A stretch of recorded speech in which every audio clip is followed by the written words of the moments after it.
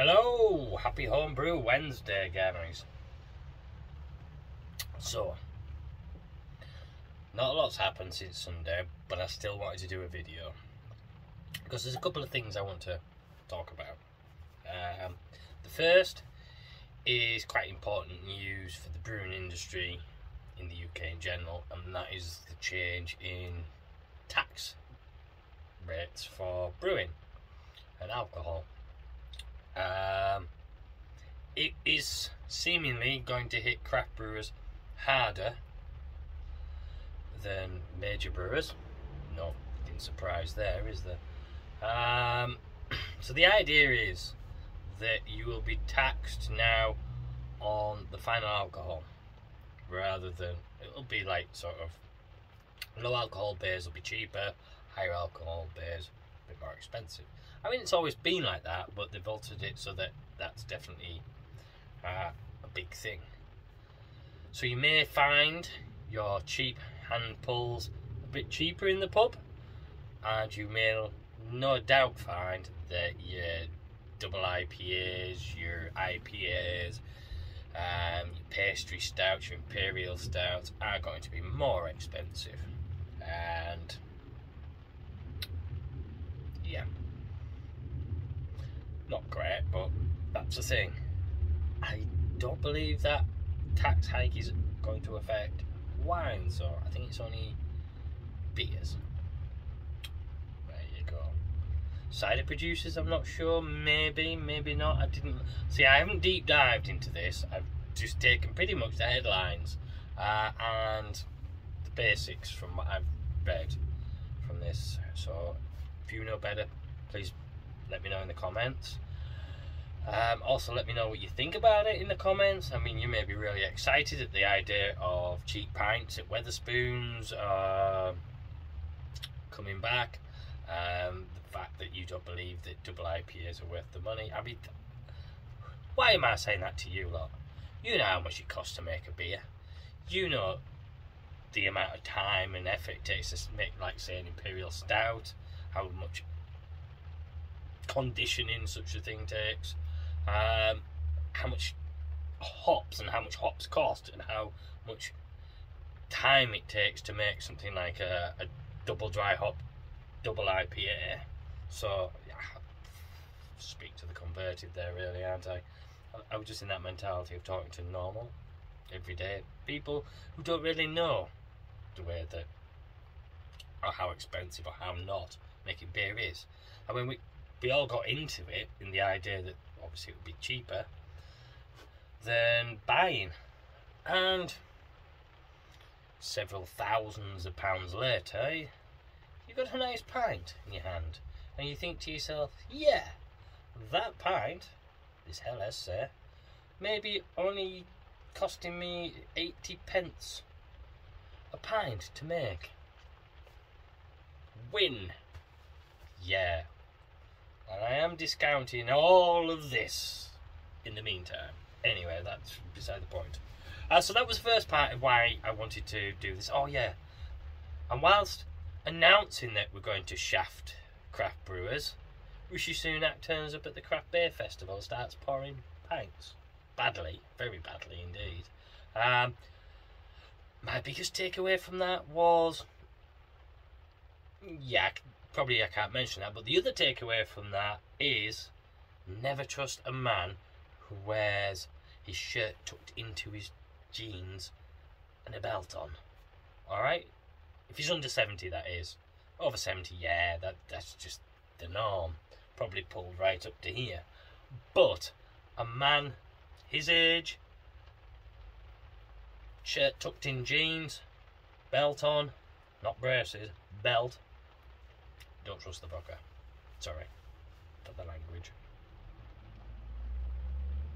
Right, going back to the next major thing I want to discuss.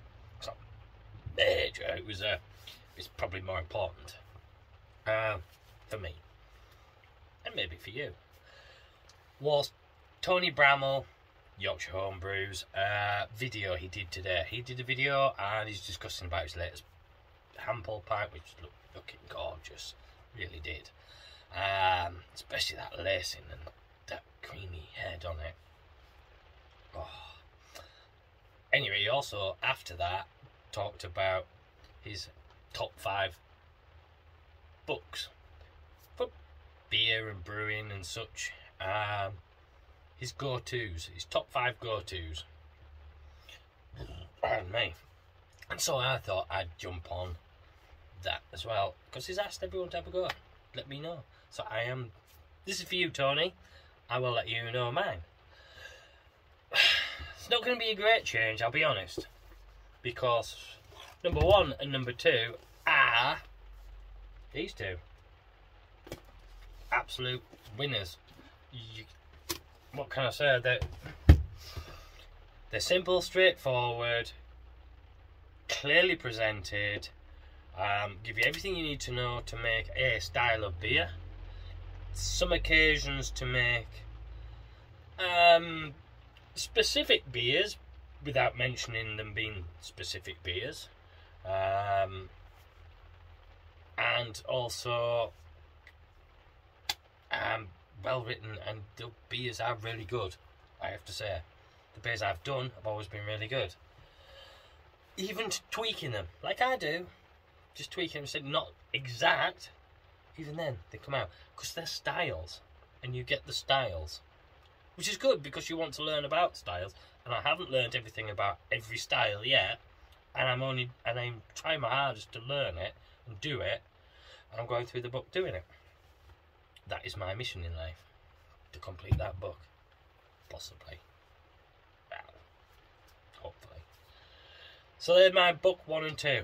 Book 3 is a little harder and a little more difficult to grasp, and that's this book, How to Brew. However, if you have a question about brewing, about whatever you're doing, and you need an answer, it's more than likely in here. It's a little difficult at times to winkle it out. It's probably not written in as plain an English as, say, the one that Tony was talking about. I think it was Brew Better Beer. I think that was possibly one. Might not have been the one. Anyway, the one he was talking about, he said it was all very plain English. By the guy, Michael Gould. Was that his? I think it was Michael Gould. That rings a bell. Anyway, this is by John Palmer. And John Palmer was an aeronautics engineer. So you kind of get an idea when you know that, the kind of writing that this is going to be. Very dry, very technical, and very specific. However, if you can get yourself past that, it's brilliant. So that's my number 3 book. My number 4 book is this, Cameron's Homebrewing book. Why is this one? Well, one of the reasons is that on BrewTube official on Facebook, there is a monthly sort of live brew session, and for a number of sessions it was run by Dickie Dudes Brew, and they were doing the spinometer of brewing, which used all the recipes from here.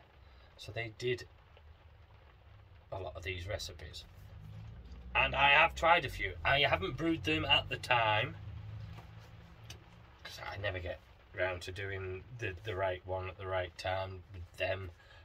However, I have tried a few, and they're good beers. They're very good beers. Nice beers, tasty beers, and everyone who's done it, of the ones they've done, usually have enjoyed them and thought they were very good beers. And it's also good to see what actual brewers have done.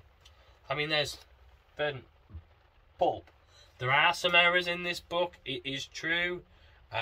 You can go online to find out, I believe, the corrections that were needed. But yeah, this is a very good book. and so that I would say it was my number 3. Number 4 is not necessarily a brewing book.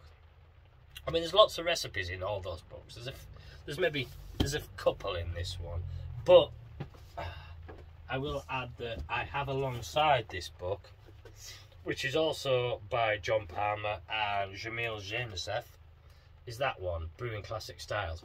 That has recipes as well. I kind of, for me, this is like an appendix to this book. However, I never really brewed any of those, because if I've got the style, I'll go to the Bible, I'll be honest. Yeah. So this book is more about also the styles of beer and the types of beer and beers in the world. And that for me has to be this. The World Guide to Beer. Michael Jackson's book on beers. This is just tells you styles, types, where you can find them, types of beers, how they began, different styles. It is a history almost of beer, and for me, I think this is an essential. If you like beer and you want to know how the styles came about, where the styles came from, why they came there, how to get those beers if you want them, and when to drink them, this is the book. To me, this is the second Bible, The World Guide to Beers by Michael Jackson. And finally, just like Tony, I do like my whiskey, and my wife one year got me this. You can't really see the title very well. It is called, you probably see it that way, 101 Whiskies to Drink Before You Die. And I've had a few. It's very good. You get a picture, you get a description, you've got availabilities, how easy it is to get and such, where you can find it, kind of price wise. And I have to say, yeah, if you like your whiskies, it's a good book. Gives you a little bit about it, and there's 101 whiskies that are worth chasing and worth trying if you fancy them. So that's my 5. I think Tony did a couple of books and discussed some of his other books. I will say that book, similar to his yeast book, but about the water. This is brilliant, absolutely brilliant. If you've got insomnia, if you can get past page 8, okay, now you've got serious insomnia. But I guess by page 11 you're gone. You will not get past page 11. Page 8 I can maybe get to when I'm really struggling. I've never got to page 11. It's a great book though. Other books. I have a book there with me. This is an interesting one. Old British Beers and how to make them. Now, this is a bit of I'm guessing it's a self-published by Dr. John Harrison and members of the Durden Park Beer Circle. So it's been specially made. It has addendum pieces of paper you need to see certain things. It's just like, wow. I mean, if you're into your old beers, I mean, there's like 100 and odd recipes in there. However, you need to read the book to understand how the recipes are, because the recipes are so simple. Of what it's just list of ingredients really. Take ale number 2, 1874 by Bass, original gravity 97, a good high gravity quick drinking ale. 4 pounds, 9.5 ounces of pale malt, 0.9 ounces of Fuggles, mature for 10 to 12 weeks. And that's a recipe. That's it. So you really need to read into it, get the recipes and that. I've not really delved deeply into that yet. I should. then sign up. The other book that I'm really delving into is the book I got from Oxford. I mentioned it last on Sunday, and I talked about it, and I've tried it and done the mash from it, and that's a good book. That may become one of my top 5. I may have to kick a book out because that may become one of my top 5 eventually. But now I'm just looking at it, but I am intending possibly to brew a few of those.